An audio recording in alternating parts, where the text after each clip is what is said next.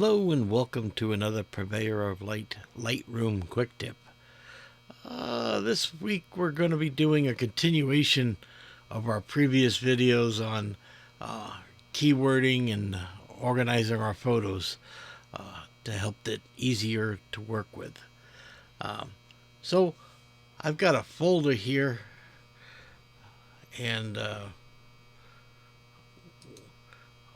it's got a whole mishmash of photos, okay, that I in-processed in.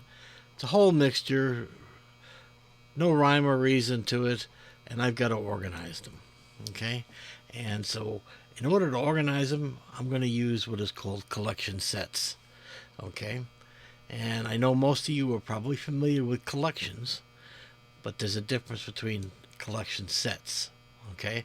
And you'll see here I could select create collection set, which is different from create collection. So I'm going to go ahead and make a create set. It's going to ask for a name. And for this one here, I can see there's a bunch of model pictures. I will call this collection set model. All right. So there we are. It's created, and you'll see it's completely empty. Okay. Because what we're going to create here is we're going to create collections within this collection set, and that'll enable us to make relationships and dive down and so forth, and organize our photos very, very easily without actually having to do any organization. So now that we're in the models set, we go ahead and make a smart collection, and this one here we'll call blondes. We'll do blonde models, and I'm going to change the keywords here. Contains and blonde, and create. And you can see automatically that Lightroom did all the work for us and organized all these photos in that automatically. So let's go ahead and create another one. Let's say we want another smart thing here, and this time we're going to do brunettes.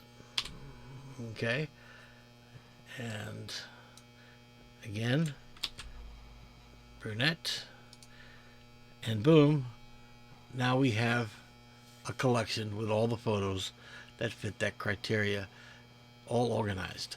So I can turn around.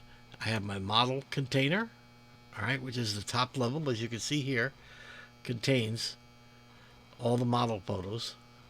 I can then subdivide, say, give me just the blondes in the model shoots, or give me all the brunettes.